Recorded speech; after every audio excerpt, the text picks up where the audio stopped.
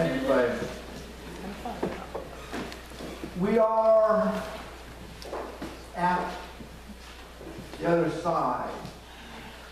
We are on the 7 greatest hits. We have already examined pride and envy and anger and sloth. This morning, we look at the other great sin. Perhaps rivaling pride for preeminence is the sin of greed. Hear what our Lord had to say in the 12th chapter of Luke's account.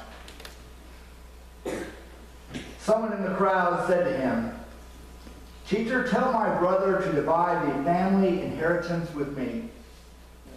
But he said to him, "Friend, who set me to be a judge or arbiter over you?" And he said to them, "Take care. Be on your guard against all kinds of greed, for one's life does not consist in the abundance of possessions." Then he told them a parable. The land of a rich man produced abundantly. And he thought to himself, "What should I do, for I have no place to store my crops?" Then he said, "I will do this.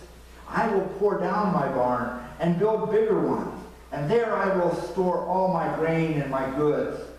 And I will say to my soul, 'Soul, you have ample goods laid up for many years. Relax, eat, drink, and be merry.'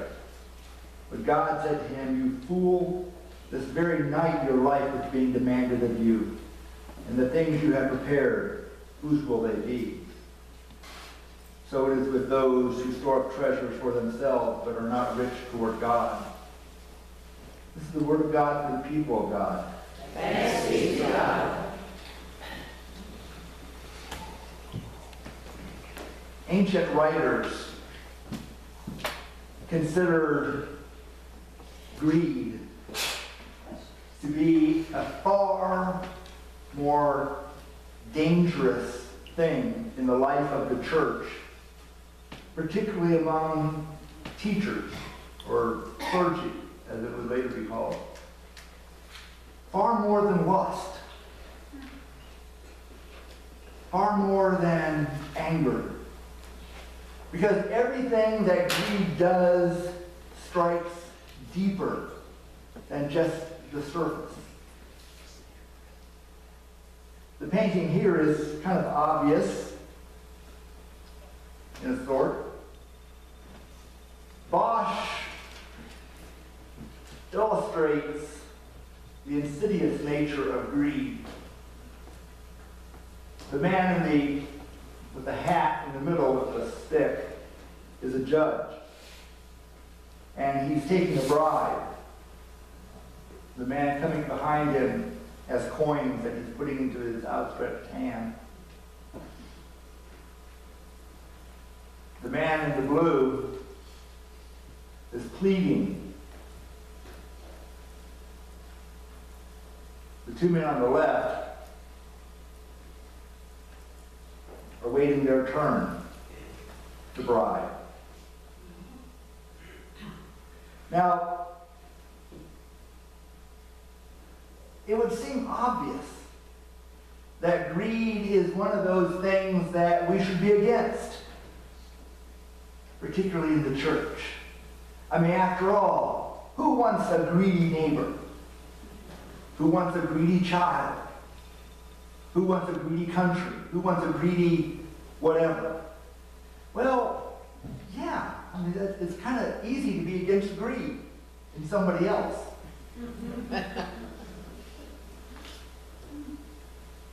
When Jesus offered this parable, he sets the scene, or Luke does, by showing a fairly common event.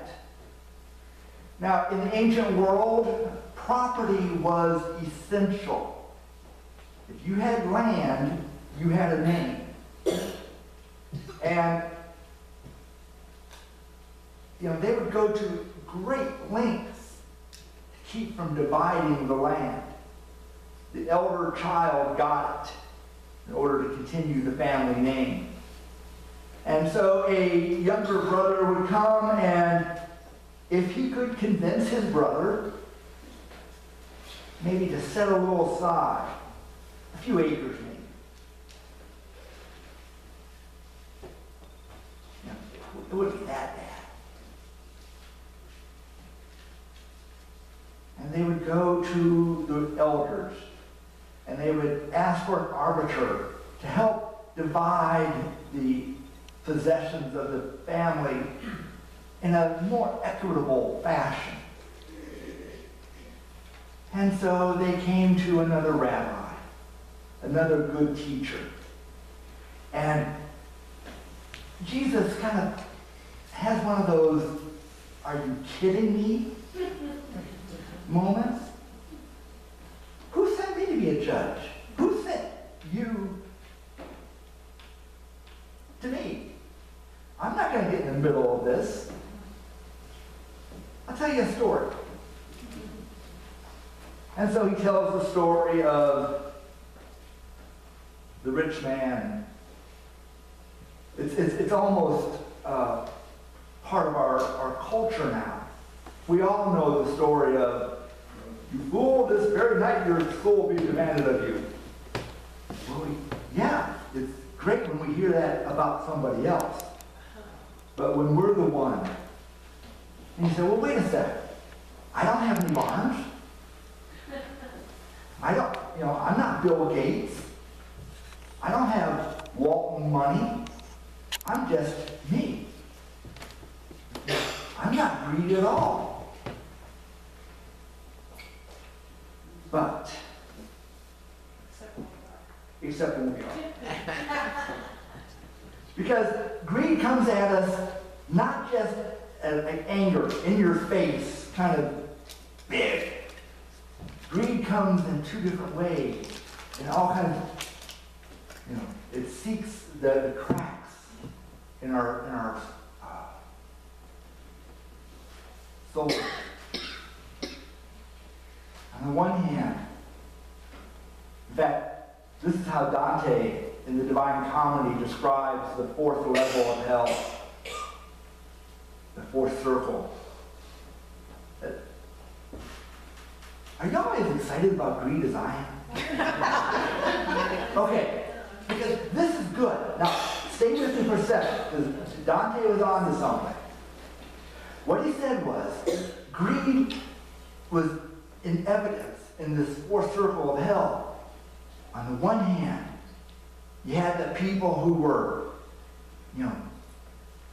acquiring with every fiber of their being. There was never going to be enough. They got to get more. That movie, Wall Street, the famous line, "Greed is good." Calvin Coolidge, "The business of America is business." Yeah, you got to get more. If some is good, more is better. And that's, this hunger that there's not enough in the universe to satisfy the craving of greed. On the other hand, you had Ebenezer Scrooge. Some of you are old enough to remember Scrooge McDuck. Yeah, thank you. That if some is good, more is better. Not to spend extravagantly, not the lifestyles of the rich and famous. But if I get some, I can't let any of it go. I've got to hold on so tightly to everything, every attitude, every belief, every possession. So on the one hand, you had those who are acquiring, ravenously, more and more. And on the other hand, you had those who were afraid to let anything go. And so anything that was in their circle, they'd pull in, afraid of letting even bitterness or anger or pride go.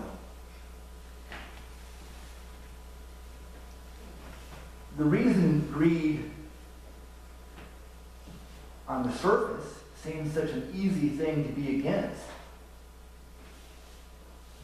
is because it is so prevalent. Not just in our culture, but in every culture. The first century, when Paul was writing, they had an acronym. And it was in Latin, it was Roma, or Rome. And it talked about what you had to get in order to be successful. It talked about what was the source of wealth, what made a successful person. And all of this was in the 4 letters. You know, amazing things with Latin terms. But the reason this was such a big deal was because the early church writers, starting with the apostles, they understood that if there is something else in the world that you want to possess at the price of everything else, then there's no need for God. Because there's nothing left that God can give you that you don't already have.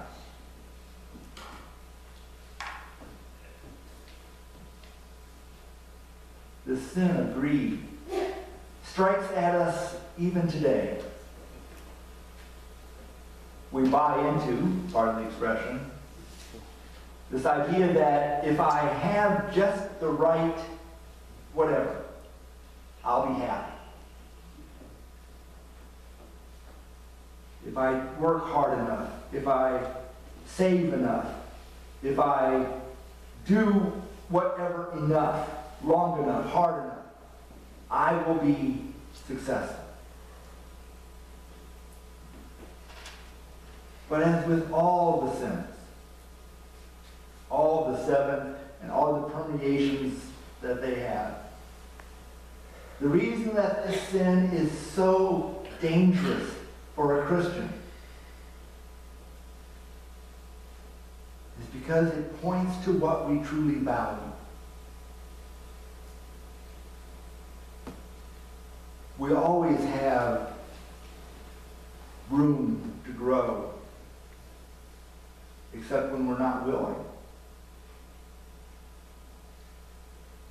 This is such a dangerous sin because it does strike us after we've said, I don't like greed. I don't like greedy people. It strikes us because we leave it there. It's like when you go to the dentist and the dentist asks you, do you floss? Oh, yeah. And, oh yes, Oh, yeah. twice a day, 3 times on Sunday. And then they start to do the little poke test. And then they start to do the scraping that sounds like they're drilling for gold. And they say, really? Let me introduce you to floss. That's what greed does. It sinks down deep. It tells you that there's something else in life that will give you true satisfaction. It will make you a better person. Oh, if you just are patient and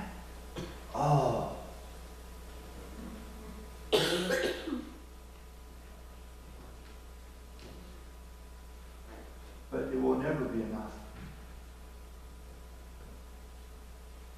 You will never equal what God can offer. The temptations of Jesus the devil offered, Satan offered him three things.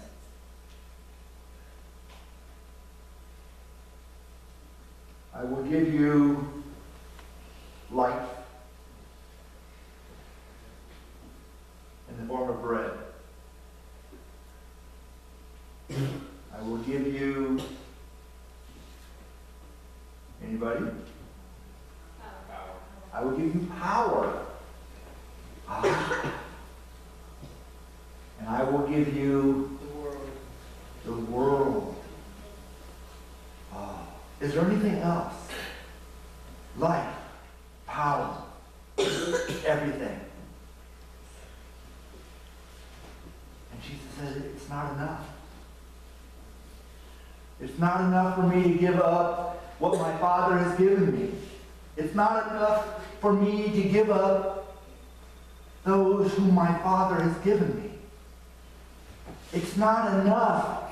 There's nothing you can offer me that God hasn't already given. You see, when we look at this sin or any of the others, we can get bogged down in saying, well, avarice and greed are bad.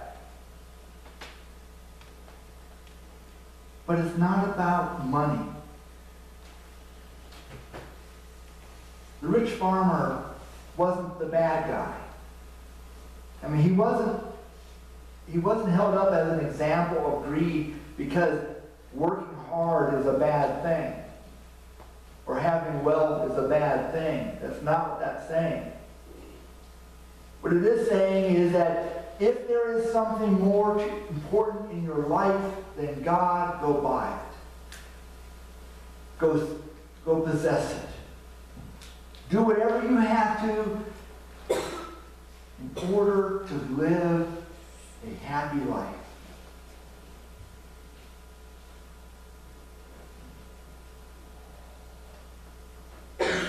But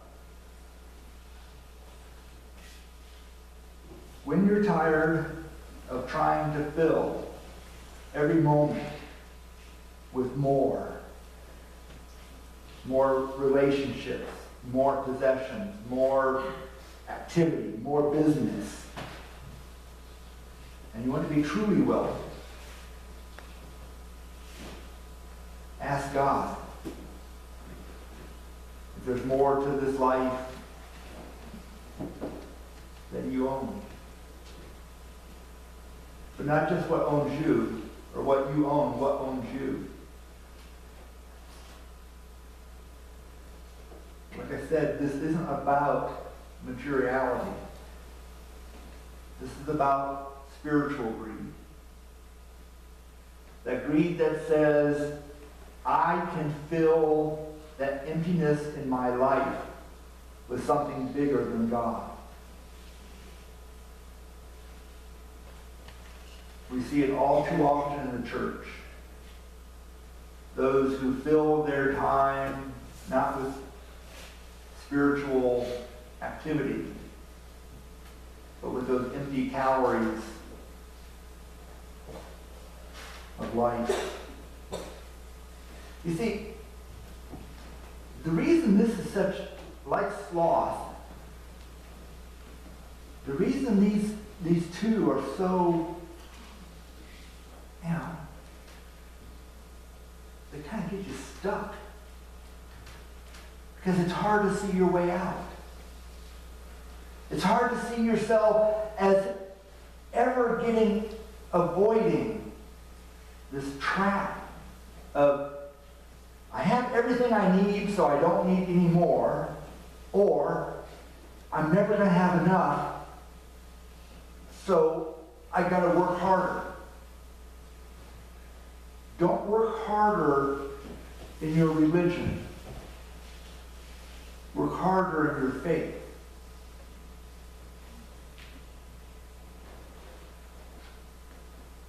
Do the things that bring you closer to God. Do the things that will bring you closer, so that when you're